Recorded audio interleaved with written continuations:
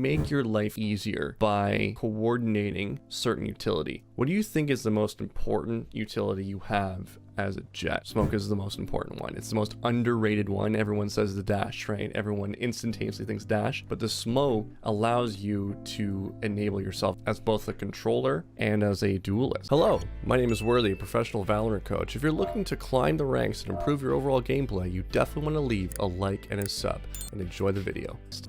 So you're about to run in, and they're on eco right now, so it's not bad. But in a situation where they're not on eco, you're about to run in, and by the time you get to this position, how many angles are you exposed to?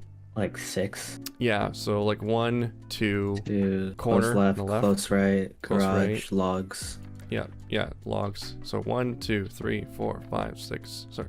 5, 6, 7. You're basically running into the valley of the shadow of death. So it's like you shall fear all evil because there's just so many people that can be shooting you. And sometimes as an entry fragger, your job really is just to die and to bait out where people are going to be. So you're the first one in this situation. You can easily enable yourself by throwing smoke since you don't have a controller that's going to do it for you. So that's a way of doing it for sure. Another way would be to take away, say, logs angle, for example, and then you can clear left. Or take away the default angle with both your cloudburst and then clear out left, clear out right. Make sure that all close range is finished, and then you move through your smoke and clear out the backside. Cloudburst here. You had that Viper wall this way. And you're very rarely going to ever see a Viper on Haven. Right? So you need to ask yourself the question at the beginning of the round, what is my job? Throwing smokes like this and then clearing out this angle, for example, and then wrapping back around and clearing out this angle. Now you have that whole side clear, front side, and then you can move through your cloudburst and then clear out the back side. Okay, does that make sense? Good. That omen is bad.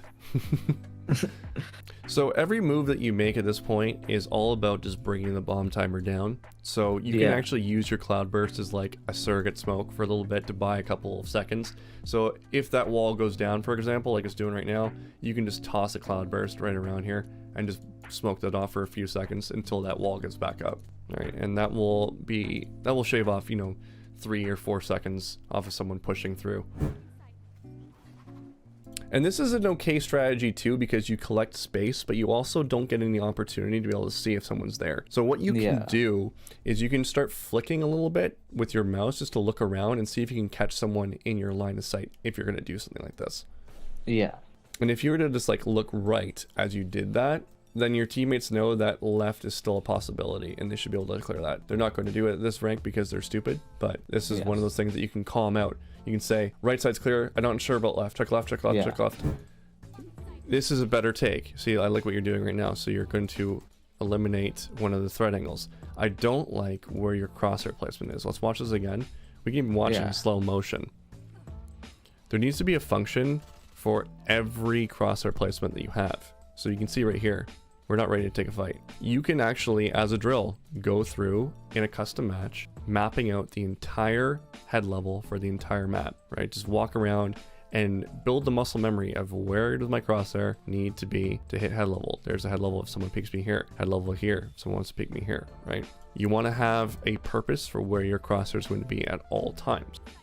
Okay, so right now you're looking at the Nike store. That calls the Nike store protocol, right? You're looking at you're looking at someone's shoes. So right away, instantaneously after you throw that, you should be looking right in this position, and then maybe even here to swing out this way on someone who could be on the right. But the smoke is really good because that eliminates one of the angles, and that allows you to path in a little bit easier. Okay, so see where your crosshair placement is now as we're coming in. You're now at about gut level, right? Maybe chest level. Yeah, this clear that you're about to do is not ideal. So this is something actually, this is a practice that I usually do with my own self, is this particular peak. So what you're going to do is you're going to try to fight long, but your first initial crosshair placement is down here. So what you're going to have to do to be able to get a fight on someone who's sitting right here is you're going to have to flick upward and rotate around or move around the wall. This is not going to be the most effective way to get a kill right away, right? So watch this. You're going to swoop around, and your crosshair placement's also not so great. So what I used to do when I was competing is I would go into my own custom server, and what I would do is I would get to this point, I would find a landmark position on the wall that makes sense to be looking at, so that when I strafe out this direction, I'm looking right here at head level. And I would practice this over and over and over again. Then the next layer, to make it even more challenging, what I would do is I would take my omen, I would flash somewhere so that I have the muscle memory of how long it takes for me to get out of the animation to pull my gun out to be ready to shoot.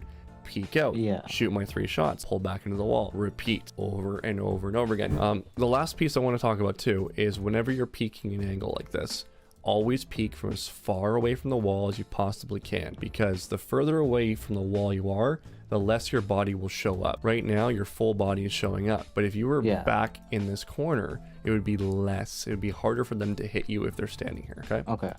Let's see how you take this fight.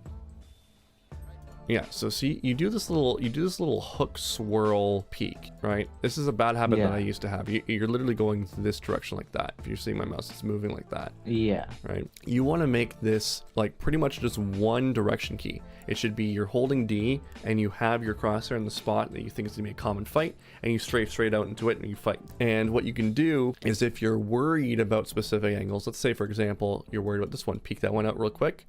You slice the pie. You're gonna just ease your way through all the angles that you're worried about. Maybe there's an angle right here, maybe there's an angle right here, an angle right here. You just clear out all these angles. The other piece that we have here, which is another element that is being thrown into the mix, is that you have the Silver drone. So you can actually just follow in as an entry fragger. Follow the Silver drone in and then stare at your minimap. You'll be able to know exactly where people are gonna be. All right, so I'm looking at the minimap right now. I'm watching how he's clearing things out. There's one gonna be right here. You can see him. You can see Sage, and you can see in the minimap. What did he not clear out? The one thing he didn't clear out, which is a threat, is right here.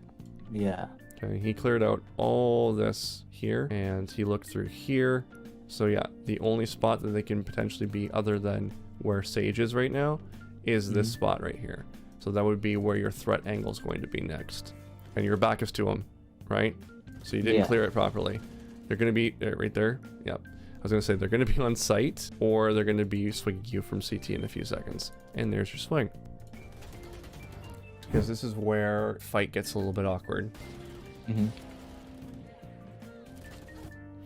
Can you see how this fight right here, you can see it, right? All these fights that you're taking, a lot of movement error issues. There's 2 reasons for this. The first one is you're moving and shooting in almost every fight you've taken. It's because you're getting caught off guard and panicking. I would say that's basically what's happening, because I've been here before. I've seen this before millions of times, right? And it's purely because you're under stress with how you're scaling into sight. The first one is you have a terrible character on controller for this map.